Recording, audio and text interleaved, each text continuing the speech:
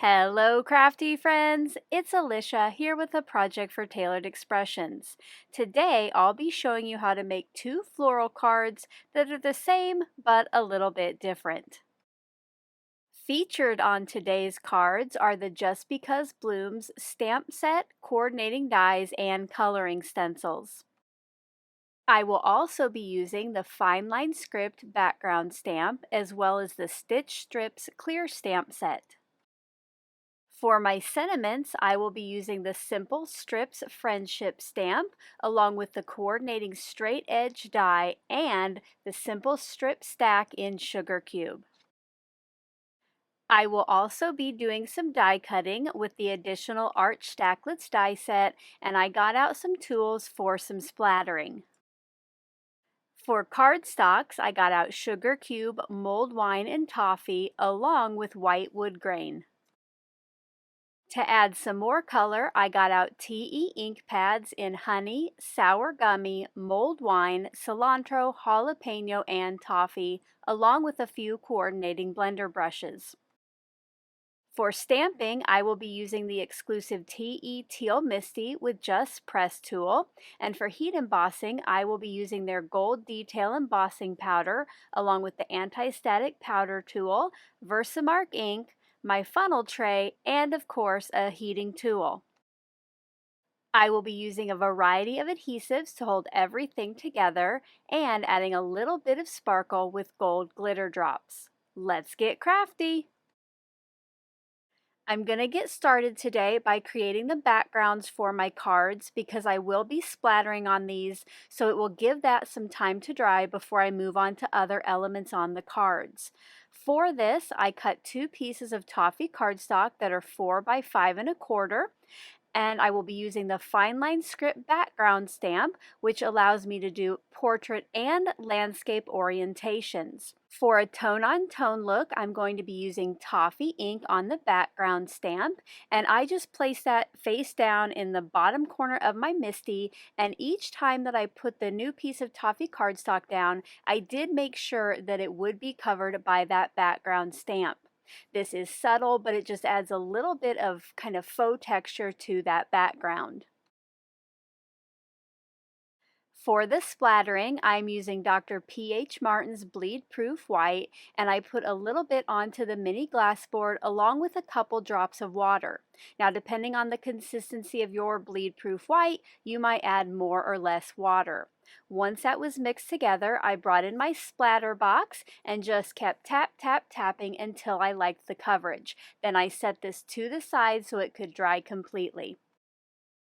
While that dries, I'll be working on the rest of the stamping, which I will be stamping everything with Versamark ink and heat embossing with the Detail Gold embossing powder.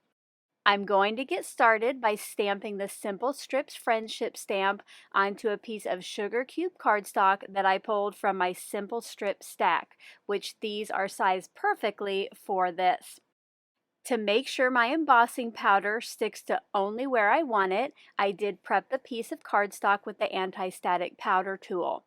To make sure I got a nice crisp impression, I did ink this up and stamp it twice and use the Just Press tool. And that way, when I go to pour my powder onto this piece of cardstock, it will stick to where I stamped at.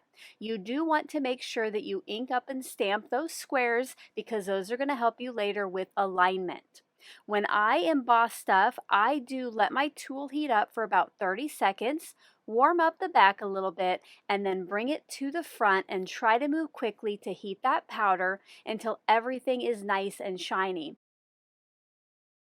For my focal points, I'm using the 3 images from the Just Because Blooms stamp set. And I am placing these onto a scrap of cardstock, and I made sure to get some space between them because later you'll see me color these in with stencils, and I just want to make sure that I have some space so I don't overlap any ink blending.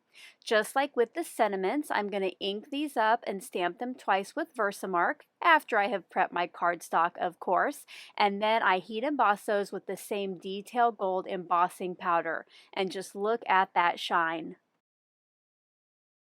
And finally, for stamping, I am using the Stitch Strips Clear Stamp Set, and I will be doing 2 rows of kind of the cross stitch or the X stitches onto a scrap of mulled wine cardstock. Because this is a clear stamp, I did bring back in the foam pad from my Misty, and I always like to keep one of the grid sheets in there just so when it gets dirty I can replace it. I got my stamp set up in the Misty, and it does fall off the top and bottom of the cardstock scrap, but that's alright because I don't need that whole length. I did make sure to prep this cardstock well before inking up and stamping it twice, and then to get my second one, all I did was rotate the cardstock 180 degrees. Then I did the same thing for the other side and then brought in my powder and got it melted. On a darker cardstock like this, the powder is a lot more evident. So once the embossing powder had cooled from melting, keep in mind it does need to cool completely, I brought in a soft cloth and wiped that off, and you'll see now that my stitches stand out much better. I trimmed both of these down off camera, and on one of the pieces I had one straight edge and one torn edge. Now it's time to add color to the focal images, and it's going to be super quick and easy with the coordinating coloring stencils. I'm going to start by coloring in the image that is just the leafy branch. So I got the stencil put in place and I'm going to hold it down with the removable labeling tape. On this first layer, I am using Cilantro ink, which is the lighter of the 2 greens I chose for today. And once I like the coverage in each of the openings, I then lined up the bottom portion of this stencil with the leaves on the floral image. Once again, I will be using the Cilantro ink. And on this, since there is the room between the stencils, you don't really have to worry about going over the stencil too much. But if yours are too close together, that you won't be able to die cut them apart later and not have that extra color, you could always mask that off with some more of the removable labeling tape. For the second layer of green, I'm using Jalapeño ink, so there's a nice contrast between the two. And I set up the second half of the stencils, making sure to get them nice and aligned before ink blending the rest of the openings. I do like to use clockwise and counterclockwise motions to fill in those areas nicely and get all of the ink off of my brush. To color in the rest of the images, I wanted to go with kind of a fall color palette, so I will be using honey, mulled wine, and sour gummy, one on each of the layers. I worked on getting layer 1 of the left floral lined up. This did take a little bit of adjusting, but once you hit that sweet spot, you know that you're ready to go. On this layer, I'm going to be using honey ink, a nice rich yellow.